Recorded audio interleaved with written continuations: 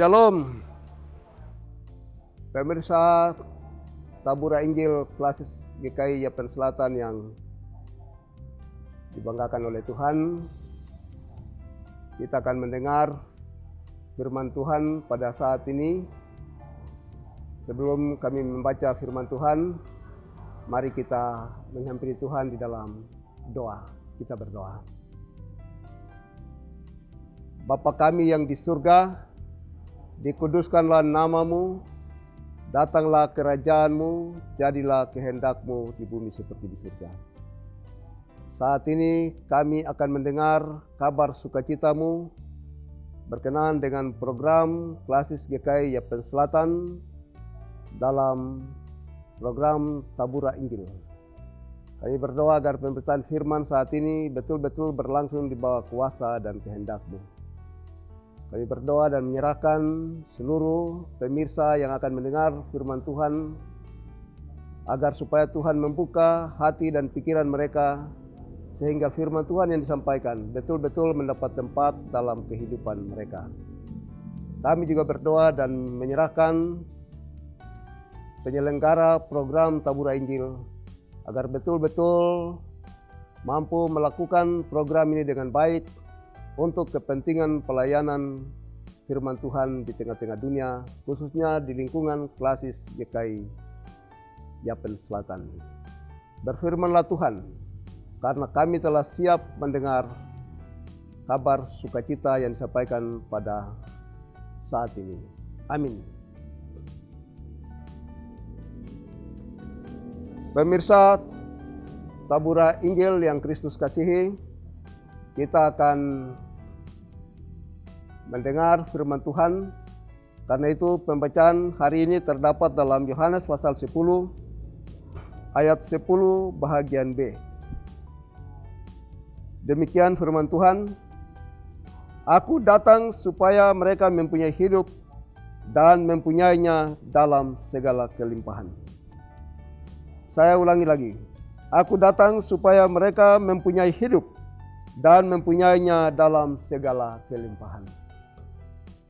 Pemirsa Tabura Injil yang Kristus kasihi, kita puji Tuhan karena atas kasih, sayang, dan rahmat-Nya, sehingga kita boleh hidup hingga saat ini, walaupun dunia di sekitar kita diperhadapkan dengan situasi virus corona yang membuat masyarakat di sekitar kita, umat Tuhan, betul-betul berada dalam keputusasaan yang luar biasa, dengan persoalan-persoalan yang betul-betul sangat mencekam seluruh kehidupan kita selaku umat manusia sebagai gereja.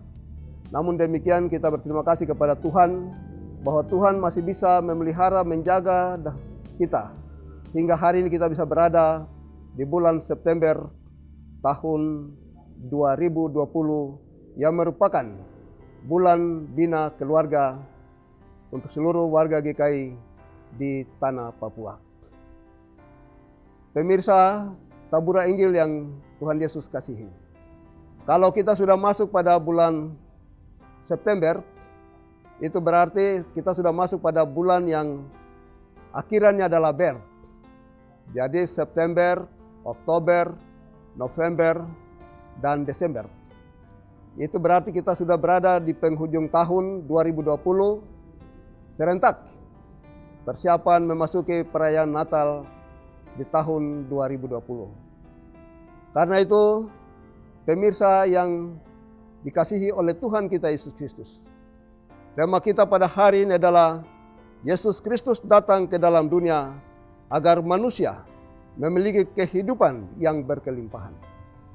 Saya ulangi lagi tema ini, Yesus Kristus datang ke dalam dunia agar manusia memiliki kehidupan yang berkelimpahan. Saudara-saudara, pemirsa Tabura Injil yang dikasihi oleh Tuhan. Ada 3 hal penting yang perlu kita catat dalam hubungannya dengan tema yang baru saja kita renungkan tadi. Yang pertama, Yesus Kristus datang. Ayat 10 dari pembacaan tadi, bagian C. Yesus Kristus datang. Pemirsa yang Kristus kasihi, seluruh kesaksian Alkitab menyatakan bahwa pada saat manusia jatuh ke dalam dosa, menurut Kejadian pasal 3, maka tidak ada lagi cara lain untuk manusia diselamatkan. Selama itu manusia berada dalam lembah kekelaman. Tidak ada harapan lagi untuk manusia hidup. Hal itu diceritakan secara jelas dan baik dalam seluruh kitab Perjanjian Lama. Pertanyaan Allah kepada Adam dan Hawa di Taman Eden, "Di manakah engkau?" Sesuai dengan Kejadian pasal 3 ayat 9 bagian B, menunjukkan bahwa Allah selalu memberi perhatian kepada kita selaku manusia hasil ciptaannya. Dalam situasi dan kondisi apapun, Allah sangat bertanggung jawab terhadap kita selaku manusia yang adalah ciptaan yang begitu mahal harganya. Bentuk tanggung jawab itulah yang membuat ia tidak mempertahankan kehebatannya. Ia meninggalkan segala kekuasaannya. Ia datang kepada umat ciptaannya yang telah jatuh ke dalam dosa. Allah datang melalui anaknya Yesus Kristus ke dalam dunia dan bertemu dengan manusia yang adalah ciptaannya yang sangat agung. Pernyataan "aku datang" adalah sebuah statement, sebuah pernyataan bahwa Allah memiliki komitmen yang sungguh-sungguh atas segala ciptaannya. Pernyataan "aku datang" adalah sebuah janji yang harus ditepati dan telah ditepati melalui anaknya Yesus Kristus. Janji Allah sangat beda dari manusia, karena kalau manusia justru banyak ingkar janjinya. Kita bisa menghitung hari ini berapa janji yang kita lakukan kepada Tuhan. Berapa janji yang kita lakukan selama kita hidup sebagai manusia di dalam dunia ini. Waktu kita dibaptiskan, waktu kita disidikkan, waktu kita dinikahkan, tapi juga pada waktu kita diberikan jabatan, lalu kita sumpah jabatan. Semua janji-janji yang telah kita lakukan bukan sedikit. Banyak orang Kristen yang terkadang ingkar janji. Ini soal kita yang selalu kita hadapi dalam kehidupan kita. Beda halnya dengan Allah yang telah menepati janjinya. Walaupun Allah telah berjanji untuk menebus manusia dalam kurun waktu yang sangat lama dan berkepanjangan, namun Allah tetap komitmen karena Allah tidak pernah mengingkari janjinya. Dan itu ternyata dalam kedatangan Kristus melalui kandang yang hina di Bethlehem, tapi juga serentak dalam pelayanannya, mati tersalib di Bukit Golgota, hanya untuk satu perkara, yaitu kita selaku manusia yang telah jatuh ke dalam dosa. Yang kedua, supaya mereka mempunyai hidup. Ayat 10 dalam pembacaan tadi. Saudara-saudara pemirsa Tabura Injil yang dikasihi oleh Kristus. Pernyataan ini mempunyai hubungan dengan pernyataan "aku datang". Artinya bahwa kedatangan Kristus itu memiliki misi besar, yakni membawa kehidupan bagi umat ciptaannya. Inilah misi paling bergengsi, misi yang paling luar biasa. Dia tinggal di surga, dia tinggalkan surga, dan dia bisa datang dan bertemu dengan kita selaku manusia, supaya kita dapat diselamatkan. Dia datang ke dalam dunia kita. Dia datang kepada bumi yang telah rusak, supaya dia memberikan kita kehidupan yang layak. Allah tidak mau Dia tidak mau tahu dengan segala status, kondisi dan keadaan kita. Apapun kita, siapapun kita, apapun agamamu, apapun latar belakangmu, bangsamu, rambutmu, kulitmu, dan semua statusmu, Allah tidak perlu. Allah punya tugas untuk menyelamatkan saudara. Karena itu saudara-saudara, pemirsa yang Kristus kasihi, inilah karya besar yang Allah lakukan bagi kita sekalian agar supaya kita memiliki kehidupan. Inilah kekayaan yang sangat Allah janjikan bagi kita. Walaupun status kita seperti ini, tetapi yang paling penting adalah hidup kita merupakan sesuatu yang paling berharga di hadapan Allah. Lawan dari hidup adalah mati. Karena itu kalau kita diberikan kesempatan untuk hidup, marilah kita memanfaatkan hidup kita secara maksimal. Seperti lagu, hidup ini adalah kesempatan. Karena itu, kalau disebut kesempatan, maka tidak ada pilihan lain. Kita harus memanfaatkan kesempatan selama kita hidup ini untuk melakukan sesuatu yang baik. Karena kesempatan ini akan berakhir selama kita hidup di tengah dunia ini. Kita punya satu tugas, bahwa planet bumi di mana kita hidup ini akan berakhir. Tapi kita sedang berusaha untuk mencapai satu kehidupan kekal yang Allah janjikan bagi kita. Di dunia ini kita akan mengakhiri hidup kita. Tapi Allah menjanjikan kepada kita satu kehidupan kekal. Dan kehidupan kekal inilah yang menjadi misi besar dari kedatangan Kristus ke dalam dunia. Tapi sekaligus menjadi misi besar dari kehidupan kita sebagai umat manusia. Inilah cita-cita kita. Kita tidak mengharapkan suatu hidup yang fana, melainkan kita mengharapkan suatu kehidupan yang kekal dan abadi, seperti dikatakan dalam Yohanes pasal 3 ayat 16 bagian C, yaitu hidup kekal. Karena itu, biar di dunia ini Anda menderita, kita tidak memiliki apa-apa, tapi yang penting kita percaya kepada Tuhan. Sesuai dengan pernyataan Yohanes 3 ayat 16 bagian B. Para pemirsa tabur Injil yang dikasihi oleh Tuhan kita Yesus Kristus, menyadari akan pentingnya kehidupan sebagai sesuatu yang paling penting, yang mengantar kita ke pintu keselamatan yang kekal.